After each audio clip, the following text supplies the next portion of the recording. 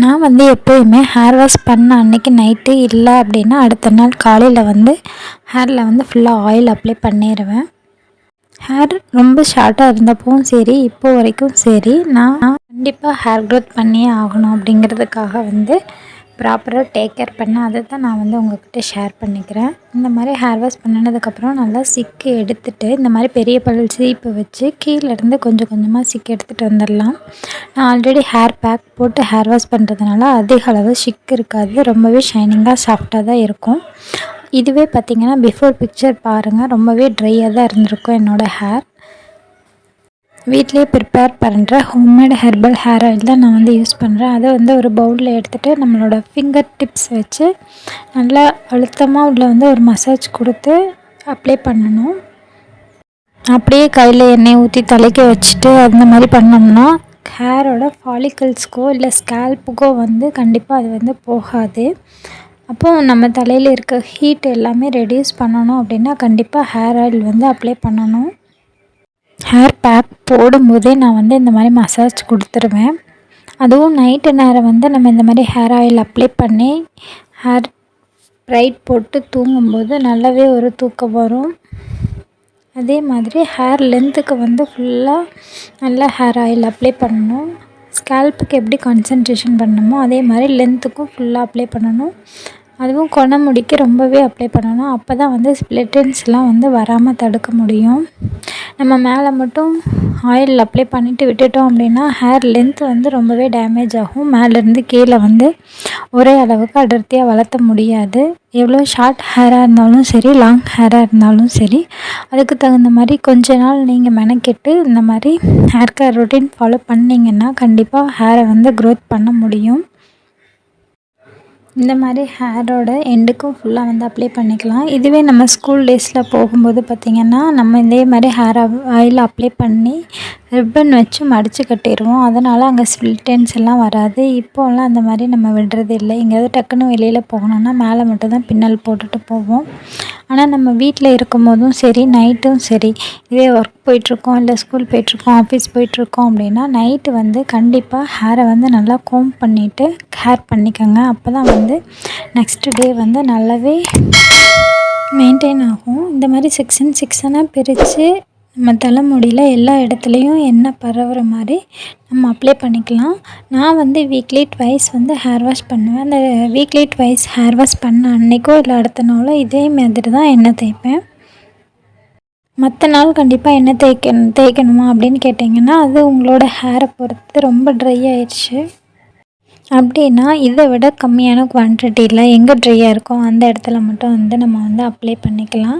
நம்ம ஹேருக்காக மெனக்கெட்டு இந்த மாதிரி பண்ணுறதுனால கண்டிப்பாக ஹேர் வந்து க்ரோத் ஆகும். அதே மாதிரி ஃபுட் இன்டேக்கும் கண்டிப்பாக நம்ம எடுத்துக்கலாம். நம்ம சேனல் வந்து பிடிச்சிருந்துன்னா சப்ஸ்கிரைப் பண்ணிக்கோங்க. அப்போ தான் நான் போடுற வீடியோஸ் எல்லாமே வந்து நீங்கள் பார்க்க முடியும்.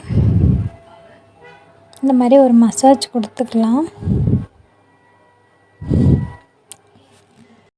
இதுவே மற்ற நாள், அதாவது இந்த மாதிரி டீப் ஆயில் வைக்காத மற்ற நாள் நீங்கள் ஒர்க் போயிட்டு வர்றீங்கன்னா சும்மா நீங்கள் ஒரு 10 வாட்டி இல்லை 20 வாட்டி இல்லை 30 வாட்டி கூட சீப்பில் மேலேருந்து கீழே வரைக்கும் நம்ம முடியை நல்லா கோம் பண்ணி விடும்போது ப்ளட் சர்க்குலேஷன் வந்து நல்லாவே இம்ப்ரூவ் ஆகும்.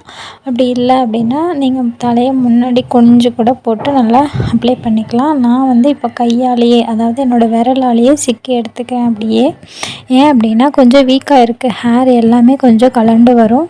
அது கையிலேயே ஃபஸ்ட்டு எடுத்துக்கலாம். அதுக்கப்புறம் சீப்பு போடும்போது இதை விடவே ரொம்ப கம்மியான அளவு தான் வந்து நம்மளுக்கு ஹேர் லாஸ் ஆகும். இதை ப்ராப்பராக பண்ணிகிட்டே வரும்போது உங்களுக்கு சீக்கிரத்தில் பண்ணி முடிச்சிடலாம். இது வீடியோவாக நான் கொஞ்சம் எடுத்து போட்டிருக்கனால அப்படி தெரியுது, இல்லைன்னா சீக்கிரத்தில் இந்த வேலை முடிஞ்சிடும். அது ஒரு ரொட்டீனாகவே வந்து கண்டிப்பாக மாறிடும். இந்த மாதிரி அப்ளை பண்ணிவிட்டு நல்ல ஒரு மசாஜ் கொடுத்துக்கலாம். மசாஜ் கொடுக்குறதுல தான் நல்ல ஒரு இம்ப்ரூவ்மெண்ட்டே இருக்கும். அப்படியே நம்ம ஒரு கொண்டை போட்டு ஒரு 20 மினிட்ஸ் வந்து ஊற வச்சிடலாம். ஏன் அப்படின்னா உடனே வந்து நம்ம சீப்பை போட்டு சீவினோம்னா முடி நிறைய கலண்டு வந்துடும். அது இல்லாமல் முடியில் நல்லா வந்து ஆயில் வந்து ஸ்கேல்ப்புக்கும் சரி, அந்த நம்ம ஹேருக்கும் நல்லா ஊறணும். இந்த அளவுக்கு எனக்கு ஹேர் வந்து ஃபால் ஆகிருக்கு ஹேர் வாஷ் பண்ணினதுக்கு அப்புறம் கூட. ஏன் அப்படின்னா இது வந்து வின்டர் சீசன் அப்படிங்கிறனால கண்டிப்பாக ஹேர் வந்து அதிகமாக ஃபால் தான் ஆகும். ஆனால் அதை நம்ம கண்டினியூஸாக பண்ணிகிட்டே இருக்கும்போது வந்து சரியாகிரும். அதுக்கப்புறம் இந்த பெரிய பல்ல சீப்பை வச்சு நல்லா ஒரு அழுத்தமாக ஒரு மசாஜ் வந்து நான் கொடுத்துட்றேன்.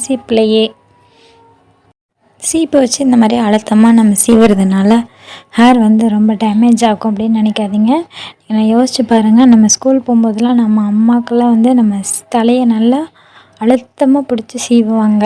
ஆனால் அதெல்லாம் நம்ம விட்டுட்டோம். அதனால தான் ஹேர் வந்து இப்போ ரொம்ப லாஸ் ஆகுது. அதை நான் மறுபடியும் கண்டினியூ பண்ணதுக்கப்புறம் எனக்கு நல்லாவே ரிசல்ட் இருந்துச்சு. அதுக்கப்புறம் இதே மாதிரி எப்படி நம்ம சிக்கு எடுக்கும்போது 2ஆக பிரித்து கொஞ்சம் கொஞ்சமாக சிக்கு எடுத்தோமோ அதே மாதிரி ஆயில் அப்ளை பண்ணதுக்கப்புறமும் இதே மாதிரி கொஞ்சம் கொஞ்சமாக சிக்கு எடுக்கணும். ஃபஸ்ட்டு நாள் அப்படி தான் இருக்கும். அதுக்கப்புறம் போக போக அப்படியே பழகிரும். நம்ம சேனலில் ஹேர் பேக் வீடியோஸ் வந்து நிறைய போட்டுட்ருக்கோம். பார்க்காதவங்க கண்டிப்பாக பாருங்கள். சப்ஸ்கிரைப் பண்ணிவிட்டு பக்கத்தில் இருக்க பெல் ஐக்கான் கிளிக் பண்ணிங்க அப்படின்னா நோட்டிஃபிகேஷன் வந்து வரும். உங்களுக்கு எந்த டவுட் இருந்தாலும் நீங்கள் அதில் கேளுங்க. நான் வந்து ஒவ்வொரு வீடியோவாக போடுறதுக்கு கண்டிப்பாக ட்ரை பண்ணுறேன். அதே மாதிரி இந்த சைடும் நல்லா சீவி எடுத்துகிட்டு அதுக்கப்புறம் வந்து எப்பயும் போல் பின்னல் போட்டுக்கலாம். இதுவே நம்ம வீட்டில் இருக்கும்போது நம்ம நார்மலாக பின்னல் போட்டு மடித்து கட்டிடலாம்.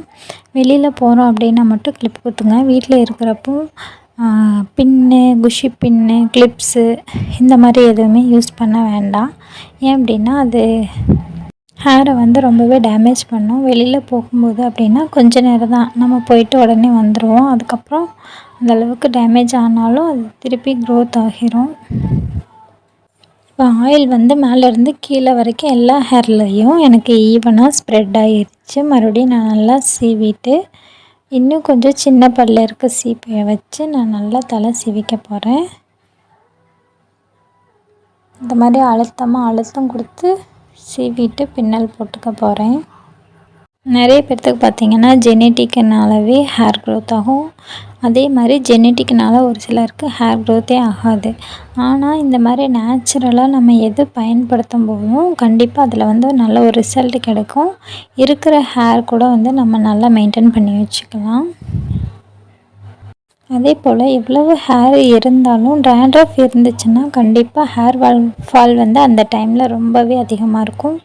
அதை வந்து நம்ம எப்போவுமே கண்ட்ரோலில் வச்சுக்கணும். ஹேர் ஃபால் அப்படிங்கிறது வந்து எல்லாத்துக்கும் இருக்கக்கூடிய ஒன்று தான். அது டேண்ட்ரஃப்னால் வந்துச்சுன்னா ரொம்பவே கஷ்டம்.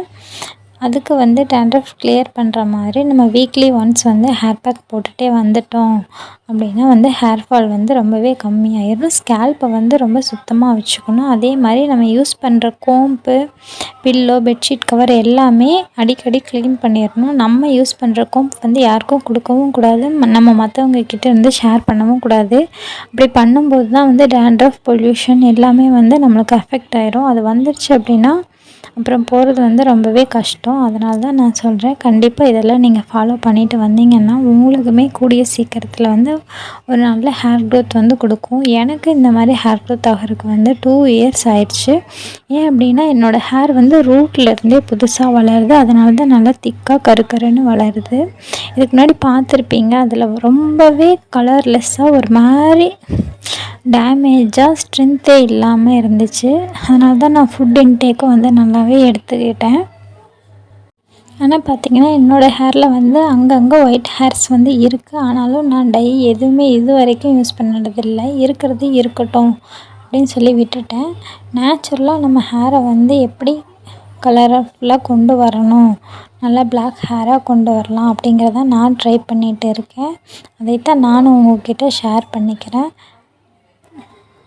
ஆஃப்டர் ப்ரெக்னென்சி பார்த்திங்கன்னா நிறைய பேர்த்துக்கு இது ஒரு ரொம்ப பெரிய கஷ்டமான ஒரு விஷயமா இருக்கும். ஆனால் இருந்தாலும் நம்ம ட்ரை பண்ணி அதில் வந்து சக்ஸஸ்ஃபுல்லாக கொண்டு வரணும் அப்படின்னா அது நம்ம கையில் மட்டும்தான் இருக்குது. கிட்ஸ் வந்து பார்த்துக்கணும். ஆனால் இருந்தாலும் நம்மளுக்கு கிடைக்கிற நேரத்தில் நம்ம வந்து நம்மளை வந்து இந்த மாதிரி கரெக்ட் பண்ணி நல்ல ஒரு ஹேர் க்ரோத்தை கொண்டு வந்துட்டோம் அப்படின்னா நம்மளுக்கே ஒரு கான்ஃபிடென்ட் வரும். ஏன் அப்படின்னா ஆல்ரெடி ஒரு வீடியோவில் சொல்லியிருப்பேன், எனக்கும் கிட் பிறந்து அந்த டைமில் தான் ரொம்ப ஸ்ட்ரெஸ்ஃபுல்லாக நிறைய ஹேர் ஃபால் ஆச்சு. ஹேரே இல்லாமல் ஒரு பின்னல் கூட போட முடியாது. வெளியில் போனாலும் ஏன் இப்படி ஆயிடுச்சு உன் ஹேர் அப்படின்னு நிறைய பேர் கொஸ்டின் கேட்பாங்க. இப்போ எல்லாருமே எப்படி திரும்ப ஹேர் உனக்கு இப்படி வளர்ந்துச்சு அப்படிங்கிறது தான் கேட்குறாங்க. அதனால தான் நானும் உங்கள் கூட ஷேர் பண்ணிக்க போகிறேன்.